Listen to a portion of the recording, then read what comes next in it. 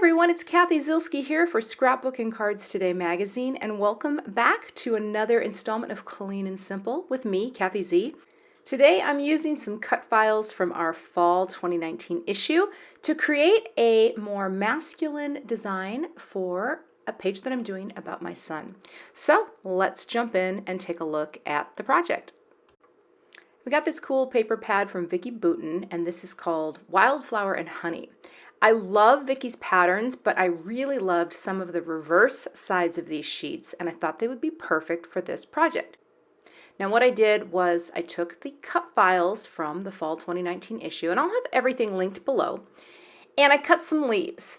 Now I wanted to show you I created a whole mess of leaves to choose from because I was not sure, but the cool thing about the cut files is you size them however big or small you want them, and then you can mix and match all kinds of pattern papers to create these two-tone leaves.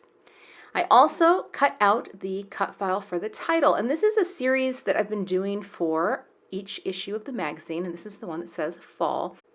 And I just cut this out of some warm cocoa cardstock from Gina K Designs. And I sized it down a little, and then I was able to visualize and lay out in, well, I actually used an Adobe InDesign document, which is what I do my digital sketching in. I was able to figure out where my photos went and where the journaling went, and I went ahead and printed that out on some craft cardstock just to save time. So now I've got the photos all trimmed, and I thought this made a nice little grid. And I'm going to go ahead and start adding my papers. I cut two strips down. These are both 1 inch by 4 1/4. And again, it's that reverse side of the pattern paper, and I just thought it was nice and neutral, but still provided color. See, I think the thing with when you're making masculine pages, and especially as your young adults are turning into young men, I mean, my son is in college now. He probably doesn't relish the idea that, oh, my mom's still making scrapbook pages. But you know, I'm going to tuck this into his album, and maybe when he's 50, he'll think it's cool. All right, moving on. Now this is cool. I created this strip by first making a shape and filled it with black, and then added the text and changed the text to white. That is how you create this white on black look. It's called a reverse or a knockout. And it's cool because I've had people say, Cathy, how do you get the white type on the black? That's exactly how you do it. And you can do that in Photoshop. You can do that in a word processor, whatever you have to work with.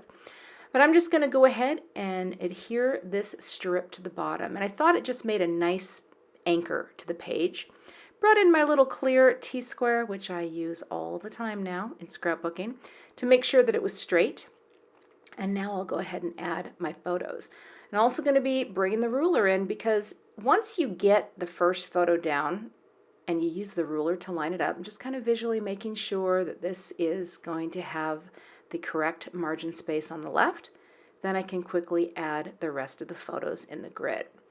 Now I think when you make simple pages like I do, having things lined up, it makes a difference. It makes it look a little more finished and a little more polished. So again, that ruler, so great for lining things up. And you can see my margin on either side is about equal. And because those are down in the right place, I can quickly add my photos to the top. But I am making sure to preserve that grid that you see between the two lower photos. Again, having a commonality in the spacing in and around your photos really does serve to create a very unified and finished look. Isn't that a cute little glue holder? I got this on Etsy from a company called Make It by Marco. Really cute. And it's great for keeping your liquid adhesives upside down and ready to go. And I thought that liquid adhesive would be great for the cut file. It's really delicate. I didn't want to use dot runner all over it, so I'm dabbing on this liquid glue. And this is Gina K's Connect glue, which I really love. And that gives you not only a nice adhesive that's really going to hold your cut file in place, but it also allows a little bit of play time because it's liquid. You know, you can move it around a bit and make sure it's lined up. Again, bringing in that T-square, and that looks pretty good. Although then when I started to press it down, I pushed it up. See, liquid glue, it slid. It's going to be okay. It's a delicate cut file. And now I'm going to snip off the overhang on both sides. I'm not great with scissors, and when I cut this, I realized, all right, You didn't get it close enough. I'm always worried that I'm going to nick the paper itself. Usually I will just use an X-Acto knife for this, but there you go. That looked pretty good. Nailed it. Now here's how I'm making the embellishments. This is micro pore tape from 3M. I think it's a surgical tape. But what it is, it's very thin. And I use this a lot to hold together die cuts or cut files that might not be meant to be held together, if that makes sense. This is how you can take the leaves, put two together, and then just use this tape. And you can use Scotch tape too. I think the thing I like about micropore, it's really easy to work with. It's really thin, so it doesn't add any extra dimension to your project at all if you're not looking for that. But it's strong enough to hold the piece together. So I like to layer quite a bit on to whatever die cut I'm trying to hold together because I don't want it to fall apart when it's actually on my finished layout. But this stuff is sticky and strong enough.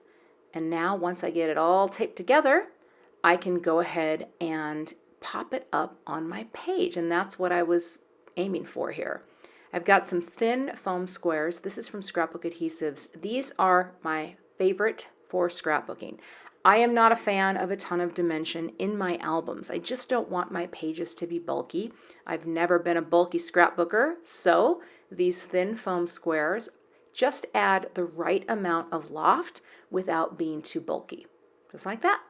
And that will look so nice popped up on my page. Oh, I'm going to place it down below. So I'll do the other two leaves the same way.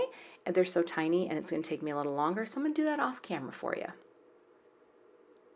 Now it's time to take off all of the backers from the foam squares. And I can go ahead and just pop this up. I like to use my little reverse tweezers here because it lets me see a little more clearly without my fingers in the way where my embellishments are going to land. I thought that looked really cute. And of course I'm alternating. You can see the bottom strip has the red paper on the right, but that leaf has the red paper on the left. And then I'm repeating up top. The orange paper is on the left and the red paper is on the right. And they're just going to be little mirror images. This is really simple. And again, with a masculine page, I don't want to have it be overkill, but I think this is a really nice way to showcase a handful of photos and add a little bit of color. See that? I love these cut files.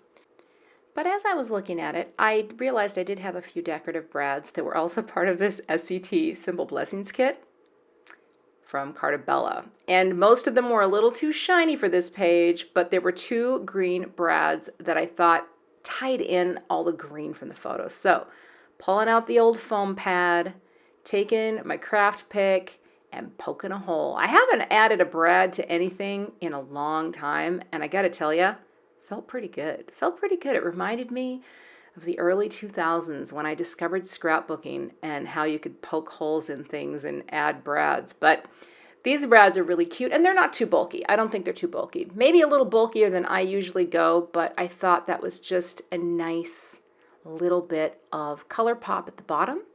Subtle, but still fulfilling that need to add some crafty detail. So just press down the backs of those and brads are placed and the layout is done.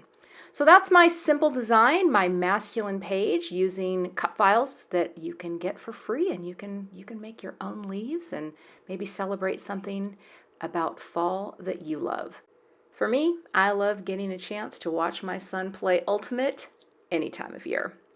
Thanks so much for watching. We would love to have you subscribe to the Scrapbook and Cards Today YouTube channel. And don't forget to hit the gray bell below the video so that you will get notified every time Scrapbook and Cards Today shares a new video.